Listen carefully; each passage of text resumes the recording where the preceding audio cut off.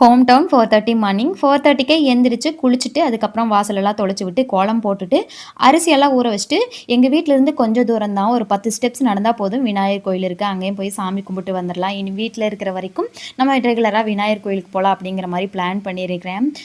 அரிசியெல்லாம் ஊற வச்சுட்டு அதுக்கப்புறம் தான் அம்மாவை போய் எழுப்பினேன். அம்மா வந்து நீயே சாப்பாடு செய்யலாம்ல அப்படின்னு கேட்டாங்க. நாங்கள்லாம் செஞ்சால் அம்மாவுக்கு பிடிக்கவே பிடிக்காது. உங்கள் வீட்லேயும் அப்படியான்னு வந்து கமெண்ட் பண்ணுங்கள். எவ்வளோ நல்லா சமைச்சு போலானாலும் அம்மா கிட்டேருந்து நல்ல பேர் வாங்குறது ரொம்ப ரொம்ப கஷ்டம். அதுவும் குக்கிங்கில் அப்படிங்கிறது ரொம்ப ரொம்ப கஷ்டம். சில சமயங்களில் நம்ம மதர்-இன்-லா கூட வந்து பாராட்டிடுவாங்க நல்லா செய்கிற அப்படின்னு சொல்லிட்டு. ஆனால் எங்கள் வீட்டில் எங்கள் அம்மா ஒரு நாளும் நீங்கள் 2 பேத்தையும் பாராட்டினதே கிடையாது. இது நல்லா இல்லை அது நல்லா இல்லைன்னு சொல்லி தான் சொல்லுவாங்களே தவிர, அதனால் எதுக்கு இந்த வீண் வம்பு, எதுக்கு நல்லா இல்லைன்னு சொல்கிறாங்க, அதுக்கு அவங்களே செஞ்சு வச்சுட்டு கூட ஹெல்ப் மட்டும் பண்ணலாம் அப்படின்னு சொல்லிட்டு எல்லா கட்டிங் ஒர்க்கெல்லாம் பண்ணி கொடுத்துட்டு இருந்தேன். அந்த டைமில் பாப்பா இப்போ இங்கே வந்ததுக்கப்புறம் நிறைய சாக்லேட் வேணும்னு அடம் பிடிக்க ஆரம்பிச்சிட்டாங்க. அம்மாவும் அப்புச்சி சித்தின்னு எல்லாருமே வந்து செல்லம் கொடுக்க ஆரம்பிச்சிட்டாங்க. என்ன பண்ணுறதுனே தெரியல.